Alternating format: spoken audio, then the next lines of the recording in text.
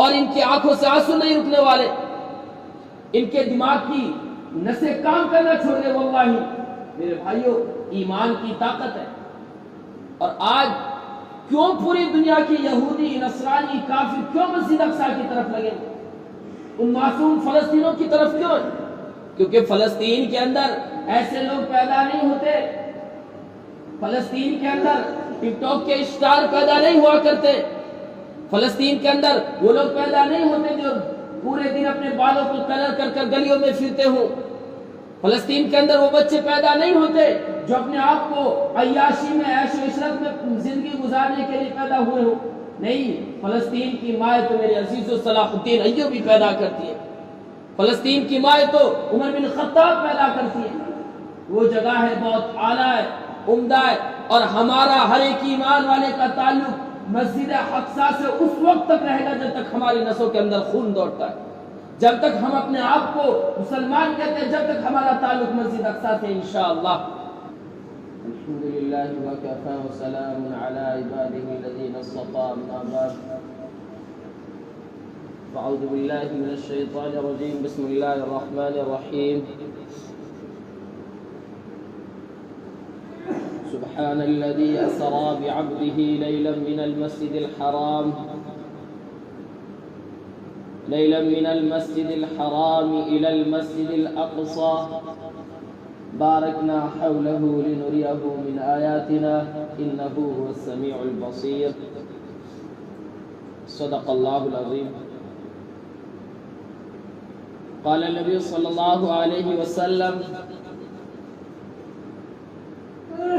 من ترك الصلاة متعمدا فقد كفر، او كما قال عليه الصلاة والتسلیم۔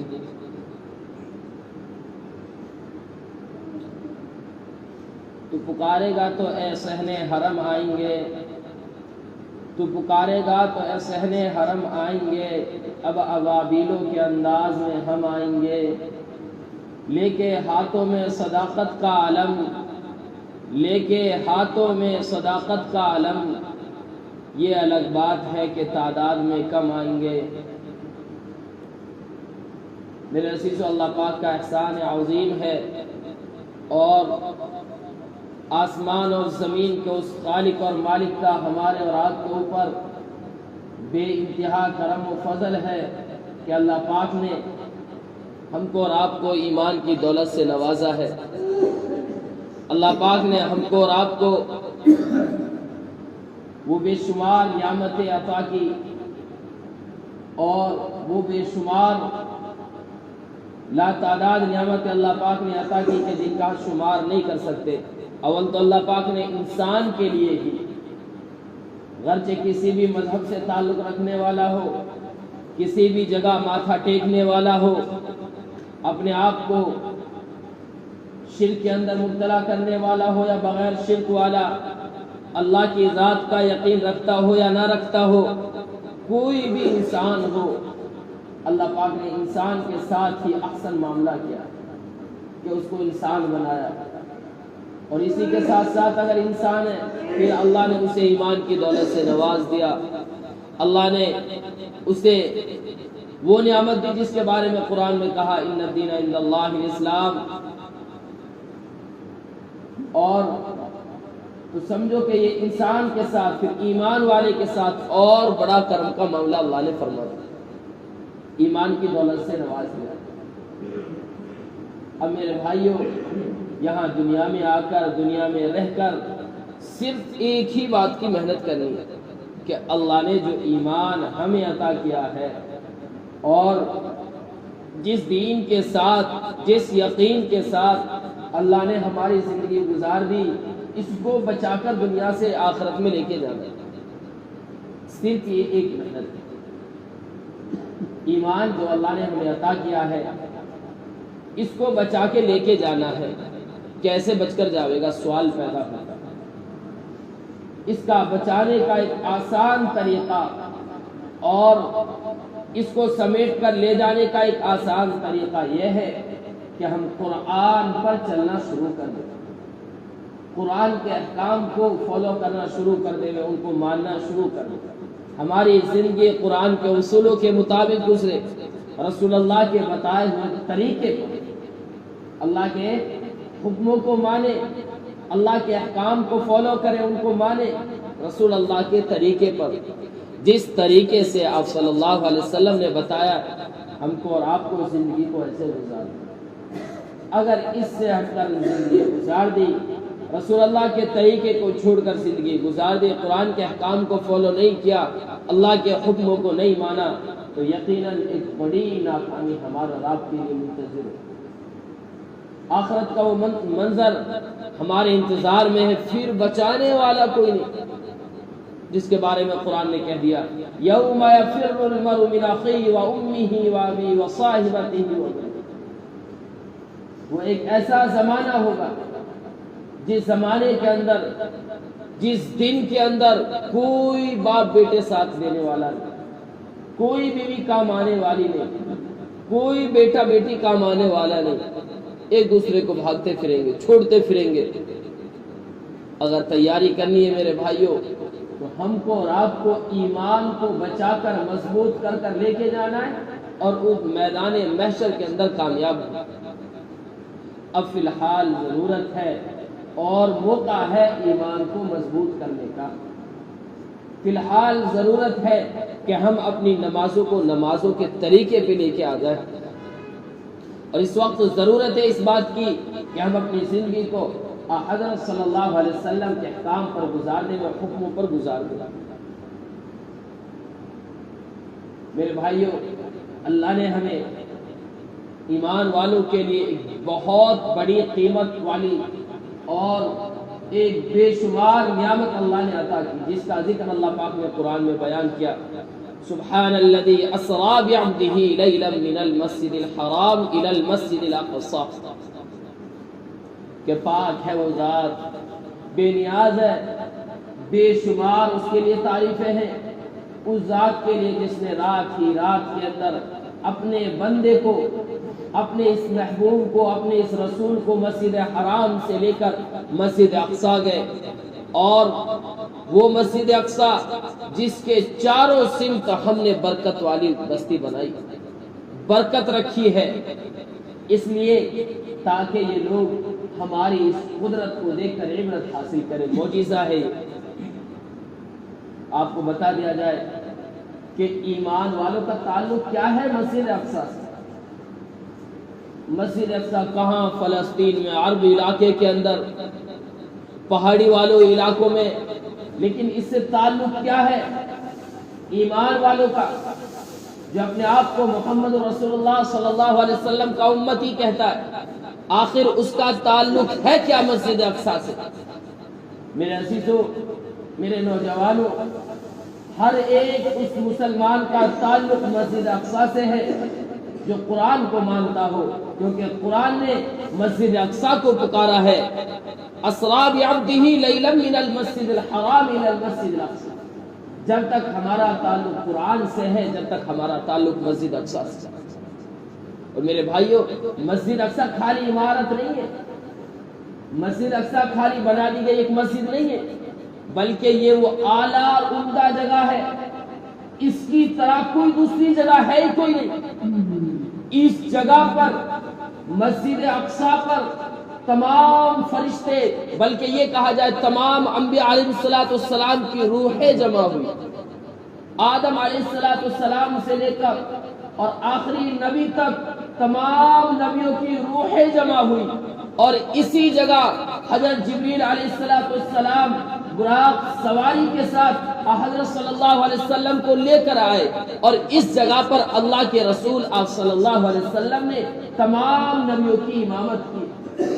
کیسی اعلیٰ اور عمدہ جگہ، کیسی بے شمار نعمتوں والی جگہ، جس کے بارے میں قرآن نے کہا الی المسجد الاقصی الذی بارکنا حولہ، وہ جگہ ہے جس کے برابر میں، جس کے چاروں سمت ہم نے برکت رکھی ہے۔ اس سے پتہ یہ چلتا ہے کہ مسجد اقصی والی آبادی کے اندر اکثر نبیوں کا گزر ہوا۔ حضرت عزیر علیہ السلام گزرے تو اس وقت آپ نے دیکھا کہ یہ بستی بالکل ویران ہے، مسجد اقصی ویران ہے، تو آپ نے سوچا، خیال کیا کہ یہ بھی ایک مرتبہ آباد ہوگی، تو اللہ پاک نے وہیں آپ کے لیے موت عطا کی۔ اور وقتی موت کی 1000 سال بعد آپ کو زندہ کیا. اللہ نے پوچھا قال کم لبثت، کتنی دیر ٹھہرے؟ قال لبثت یوما او بعد یوم، ایک دن یا ایک دن سے زیادہ. کہنے لگا مجھے لگتا ہے کہ ایک دن یا ایک دن سے زیادہ. اللہ نے فرمایا قال بل لبثت 100 عام فانظر الى حمارک، پورے 1000 سال ٹھہرے ہو. ایک روایت کے اندر آتا ہے. تو میرے بھائیوں، مسجد اقصی وہ عمارت ہے جس کے اندر تمام انبیاء علیہ السلام نے نماز ادا کی. آپ صلی اللہ علیہ وسلم جس کا ہم اور آپ امتی ہونے کا دعویٰ کرتے اس مسجد کے اندر امام رہے، اور وہ مسجد اقصی جس کے لیے صلاح الدین ایوبی رحمت اللہ علیہ نے غالباً 16 جنگیں کی، ایک دو نہیں 16 جنگیں کی. اور آپ اپنے ساتھ وہ منبر رکھا کرتے تھے. ہمیشہ آپ کے ساتھ ہر جنگ کے اندر صلاح الدین رحمت اللہ علیہ اپنے ساتھ ہر جنگ کے موقع پر ایک منبر رکھا کرتے تھے جو بہترین لکڑی کا بنا ہوا تھا. اور آپ کا گمان تھا کہ جب میں اس مسجد کو فتح کروں گا اس کے اندر اس منبر کو لگا دوں گا اور اس پر جمعہ ہوا کرے گا، اس پہ نمازیں ہوا کریں گی. اور پھر اللہ نے آپ کو موقع عطا کیا، آپ نے مسجد اقصی کو فتح کیا اور اس منبر کو مسجد کے اندر داخل کیا. 16 جنگوں پر کتنے مسلمان جو اپنے آپ کو ایمان والا کہنے والے تھے، جن کی اولادیں اور جن کی بیویاں ودوا ہو گئی، بچے یتیم ہوئے، کتنے لوگ ایسے تھے جنہوں نے صلاح الدین ایوبی کے ساتھ جنگیں کی اور جب جا کے مسجد اقصی کو فتح کیا. اور یہی نہیں، حضرت سلیمان علیہ السلام نے یہاں حکومت کی اور جناتوں کے ذریعے اس مسجد کی بلند عمارتوں کو بنایا. اور یہی نہیں، حضرت عمر بن خطاب رضی اللہ تعالی عنہ جب اس مسجد کو فتح کرنے کے لیے گئے، آپ نے بھی کتنے صحابہ کی جامع شہادت اور کیسے کیسے مناظر کو آپ نے برداشت کیا. بہت سارے واقعات مسجد اقصی سے لگے ہوئے ہیں. ہر ایک ایمان والے کا تعلق مسجد اقصی سے. اور سب سے بڑی بات بتا دوں میرے عزیزوں، مسجد اقصی مسلمانوں کا اول قبلہ ہے. ایسی خالی بنی عمارت نہیں کہ بنا کے خالی کھڑا کر دیا لوگ آئے نماز ادا کرے، نہیں. یہ مسجد اقصی وہ مسجد ہے جس کی طرف ہزاروں سال تک رخ کر کر، چہرہ کر کر، اپنے جسم کو اس کی طرف کر کر نماز ادا کی گئی ہے. مسجد اقصی وہ جگہ ہے میرے عزیزو جہاں کتنے نبیوں کا گزر ہوا ہے اور یہ نبیوں والی بستی رہی ہے، برکت والی بستی رہی ہے. آج میرے دوستو اس مسجد اقصی والے علاقے میں جس کو آج فلسطین کہا جاتا ہے، کتنے مسلمان بچے یتیم ہوتے جا رہے ہیں، بیوہ ہوتی جا رہی ہیں، اور کتنے جامع شہادت نوشر. خبریں آ رہی ہیں کہ ہزاروں سے زیادہ لوگوں نے جامع شہادت کیا. اور یہی نہیں بلکہ 70-80 سال سے یہی معاملے ہوتے آ رہے ہیں. 70 سال سے اور بھی اس سے زیادہ تعداد سے یہ لوگ، یہ فلسطین والے اس ظلم و ستم کا شکار ہو رہے، مظلوم بنے جا رہے. اور آج ان غریبوں نے تو تماچے کیا مار دیے غیر لوگوں کو، کہنے لگے حکومت ہے کہ یہ کیا کر دیا، ہم پر ظلم کیا جا رہا ہے اور اتنا بڑا نظام بنا دیا گیا ہے. میرے بھائیوں، یہ جنگ نہیں ہے بلکہ یہ تو اپنے بچاؤ کا اختیار کیا ہے. آپ ہی بتاؤ، ایک شخص ہمیں لگاتار مارتا رہے اور ایک دن آئے کہ اس کی مار سے بچنے کے لیے اگر ہم کوئی پروپیگنڈا کرتے ہیں، کوئی جنگ کی تیاری کرتے ہیں، یہ بڑا کیا جنگ ہوئی. انہوں نے اپنے بچاؤ کے لیے ان پر چند باتیں کی اور چند تماچے کیا مار دیے. اس کافر لوگوں کی اور ان یہودیوں کی، عیسائیوں کی تو آنکھوں سے، اور ان کی آنکھوں سے آنسو نہیں رکنے والے، ان کے دماغ کی نسیں کام کرنا چھوڑ دے. واللہ میرے بھائیوں، ایمان کی طاقت ہے. اور آج کیوں پوری دنیا کی یہودی، نصرانی، کافر کیوں مسجد اقصی کی طرف لگے، ان معصوم فلسطینوں کی طرف کیوں؟ کیونکہ فلسطین کے اندر ایسے لوگ پیدا نہیں ہوتے، فلسطین کے اندر ٹک ٹاک کے اسٹار پیدا نہیں ہوا کرتے، فلسطین کے اندر وہ لوگ پیدا نہیں ہوتے جو پورے دن اپنے بالوں کو کلر کر کر گلیوں میں پھرتے ہوں، فلسطین کے اندر وہ بچے پیدا نہیں ہوتے جو اپنے آپ کو عیاشی میں، عیش و عشرت میں زندگی گزارنے کے لیے پیدا ہوئے ہوں. نہیں، فلسطین کی مائیں تو میرے عزیز و صلاح الدین ایوبی پیدا کرتی ہے. فلسطین کی مائیں تو عمر بن خطاب پیدا کرتی ہے. وہ جگہ ہے بہت اعلیٰ ہے، عمدہ ہے، اور ہمارا ہر ایک ایمان والے کا تعلق مسجد اقصیٰ سے اس وقت تک رہے گا جب تک ہماری نسوں کے اندر خون دوڑتا ہے، جب تک ہم اپنے آپ کو مسلمان کہتے ہیں، جب تک ہمارا تعلق مسجد اقصیٰ سے انشاءاللہ. اور دو چار لوگوں کی وجہ سے ایمان مٹنے والا نہیں ہے. آج ان کا گمان ہے، ان کا خیال ہے کہ ہم ایمان کو ختم کر دیں گے، ایمان کو مٹا دیں گے، مسلمانوں کا نام ختم، قرآن کو ختم کر دیں گے. ہرگز ہو ہی نہیں سکتا ہے. ہمیں بشارت دی گئی ہے پوشیدہ طریقے سے، ہم کو چاہیے ہم ان کو پڑھیں. آج ہم اپنے آپ کو مسلمان کہتے ہیں لیکن تاریخ کو نہیں کھنگالتے. قرآن نے بیان کیا ہے اِنَّا نَحْنُ نَزَّلْنَا الذِّكْرَ وَإِنَّا لَهُ لَحَافِظُونَ. اللہ پاک قرآن کے اندر کہہ رہا ہے ہم ہی نے قرآن کو نازل کیا ہے، قرآن کو اتارنے والے ہم، اس کی حفاظت کرنے والے بھی ہم ہیں. اللہ نے قرآن کو ایسا نہیں چھوڑ دیا ہے کہ اس کی حفاظت تم کرو، نہیں، اس کے محافظ اللہ ہیں. اور قرآن مٹ نہیں سکتا. جب تک قرآن نہیں مٹے گا تو کوئی ایمان والوں کو نہیں مٹا سکتا ہے. دنیا کا دین ایمان باقی رہے گا انشاءاللہ جب تک قرآن باقی ہے، اور قرآن کا محافظ اللہ ہے. اب ہم کو کیا کرنا چاہیے اس موقع پر میرے بھائیوں؟ ہم کو چاہیے کم سے کم درجے کی بات یہ ہے کہ ہم ان کے لیے دعا کریں، ان کے لیے اللہ کے سامنے روئیں. اگر غور کی جائے ابھی ہم ان کا درد سمجھے نہیں، معصوم بچوں کو جن کو موت کی گھاٹ اتار دیا جا رہا ہے اور ان کی حالت واللہ دیکھی نہیں جاتی ہے، ان کے لیے کیا کیا جائے ابھی ہم نے درد سمجھا ہی نہیں. معاملہ جب ہوتا ہے، سمجھ میں جب آتی ہے بات، جب اپنے ساتھ بیتے، اپنے ساتھ جب کوئی معاملہ ہو. اگر ہمارے سامنے اگر ہماری ماں بہنوں کو قتل کیا جائے بغیر عذر کے، کوئی وجہ نہ ہو، اگر ہماری ماں اور بہنوں کی سروں سے دوپٹہ چھین لیا جائے، جب ہم کو بات سمجھ میں آئے گی، جب ہمارے قلب میں بات آئے گی. میرے بھائیوں، اللہ کی قسم، میرے نبی نے فرمایا مسلمان وہ ہے، اگر مشرق کا مسلمان پریشان ہو تو چاہیے مغرب کا مسلمان بھی پریشان ہوگا. مسلمان تو ایک جسم کی طرح ہے. اگر ایک جسم کے کہیں کسی حصے پر کانٹا لگے پورا جسم پریشان. تو یہ ایمان والے کی علامت ہے. اللہ کے لیے اس زمانے میں جبکہ کچھ علاقوں کے اندر، کچھ ملکوں کے اندر تو امن کا نام ہے ہی نہیں، لوگ سکون کی نیند سوئی کوئی نہیں رہے، کھانا ختم، پانی ختم، آرام ختم، سکون ختم. اور آج یہاں ہم کو خبر ہی کوئی نہیں، اپنی دنیا کے اندر مگن ہے. اللہ کے لیے ایسا نہ کرو. کم سے کم درجے کی بات یہ ہے کہ آج مسجدیں پر ہونی چاہیے، مسجدیں بھری ہونی چاہیے، اور ہر وقت ہم 5 وقت کی نماز کے اندر ان فلسطینیوں کے لیے، مسجد اقصیٰ کے لیے جو جان کو قربان کر رہے ہیں، ان معصوم بچوں کے لیے دعا کریں. کم سے کم درجے کی بات ہے.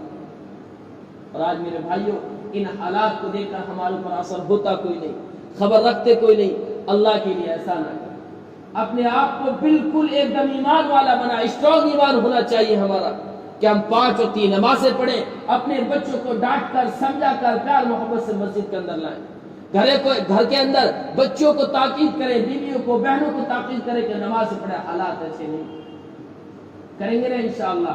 اللہ پاک مسجد اقصیٰ کی بازیابی نصیب فرمائے اور وہاں کی اس قربانی کو اللہ پاک قبول فرمائے. ہم سب کو ان باتوں پر عمل کرنے کی توفیق نصیب فرمائے. وآخر دعوانا الحمدللہ رب العالمین. سنت ادا کریں.